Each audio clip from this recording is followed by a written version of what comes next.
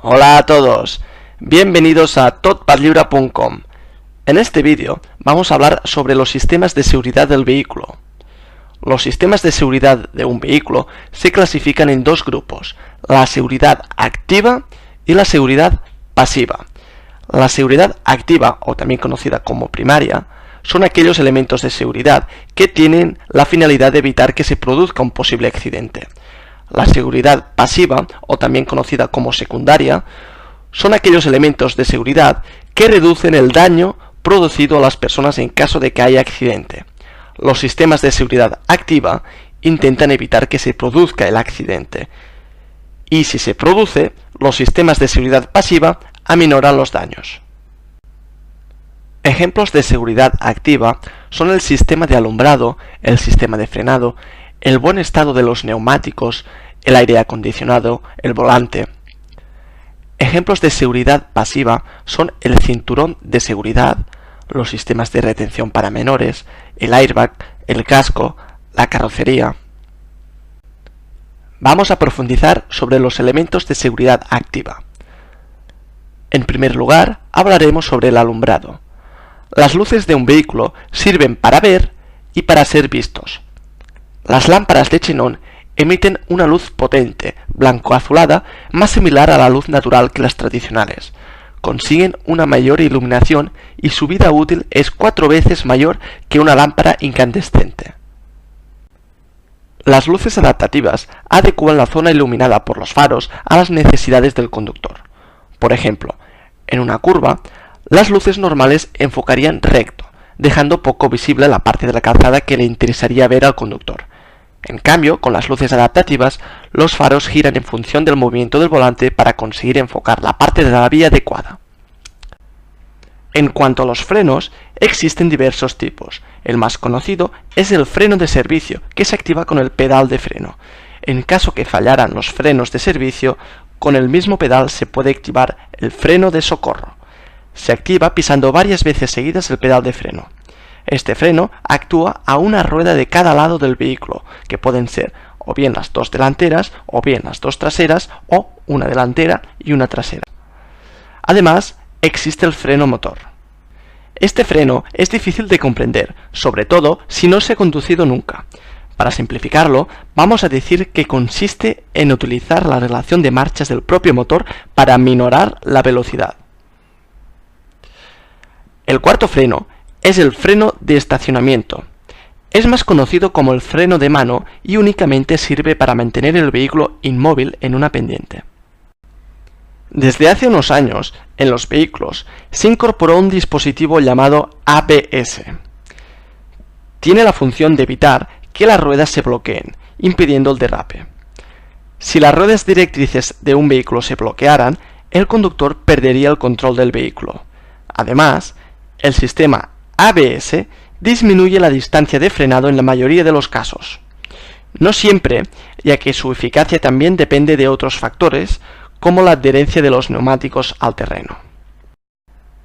Si no dispusiese de ABS en el sistema de frenado, ante una frenada brusca debería accionar el pedal de freno, pisando y levantando, pisando y levantando, pisando y levantando, y así sucesivamente, para evitar que se bloqueen las ruedas. Si se bloquean las ruedas, es decir, si se derrapa, la distancia de frenado es mayor. Pisando y soltando el pedal de freno de una manera continua, evitaremos que las ruedas derrapen, de manera que aminoraremos la distancia de frenado. Si dispusiese de ABS, debe pisar a fondo el pedal de freno, ya que el mismo dispositivo se encarga de realizar la operación anterior de una forma automática. En cuanto a los neumáticos, son la parte del vehículo que está en contacto con el suelo. Los fallos de los neumáticos constituyen la principal causa de accidente del factor vehículo. Las dimensiones del neumático deben ser siempre las recomendadas por el fabricante. En la superficie lateral se puede apreciar unos códigos. Los más importantes son el índice de carga, que indica la carga máxima que puede soportar ese neumático, y el código de velocidad, que expresa la velocidad máxima a la que se puede circular con seguridad. Por ejemplo, El código 5 equivale a 240 km por hora. Está totalmente prohibido circular con un índice de carga o un índice de velocidad inferior al recomendado por el fabricante. El dibujo o escultura del neumático es el conjunto de surcos que hay en la banda de rodamiento de un neumático. Garantizan un buen agarre al pavimento y un buen drenaje del agua. En ningún momento debe haber ampollas, deformaciones anormales o roturas. La profundidad mínima de las ranuras principales es de 1,6 milímetros.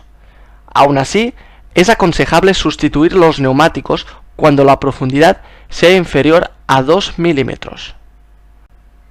El neumático tiene que tener siempre la presión recomendada por el fabricante, teniendo en cuenta que al circular a altas velocidades o a plena carga, estas presiones suelen ser superiores.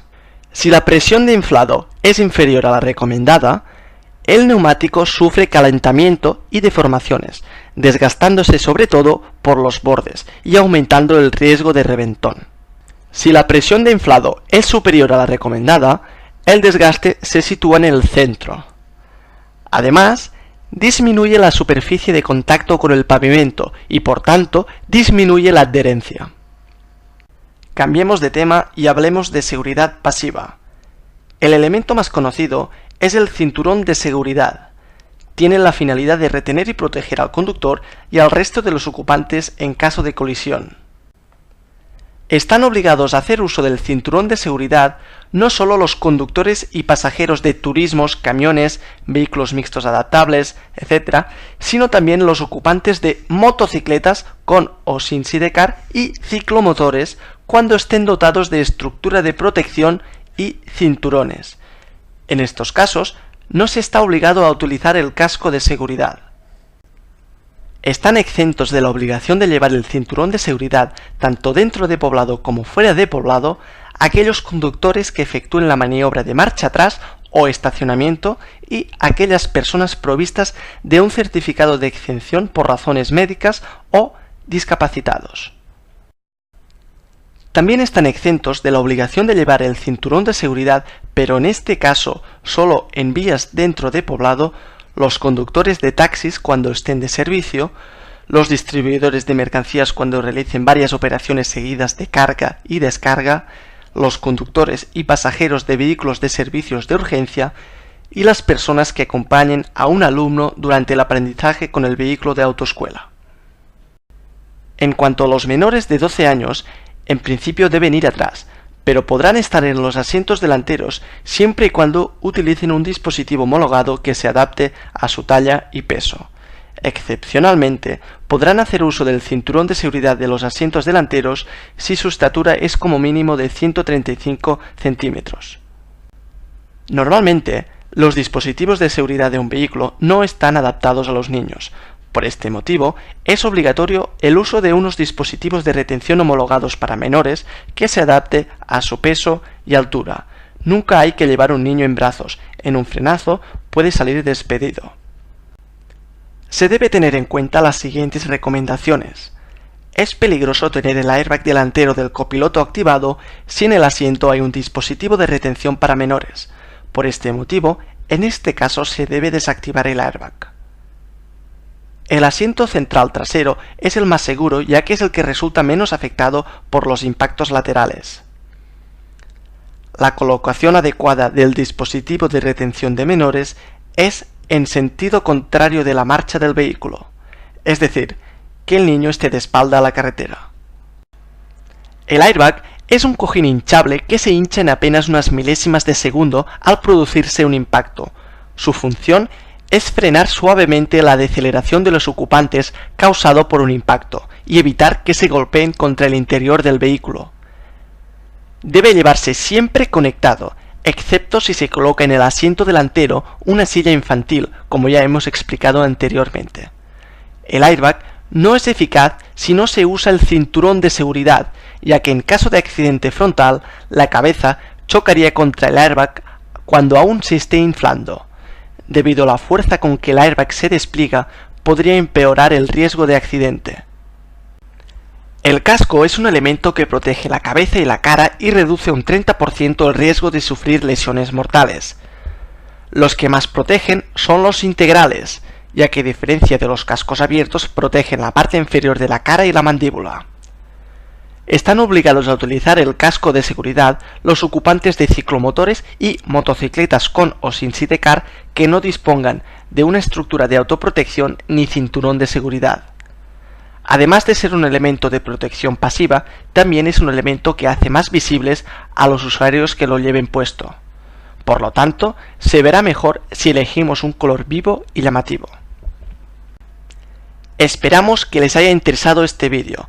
Cordialmente, Tot per Lliure.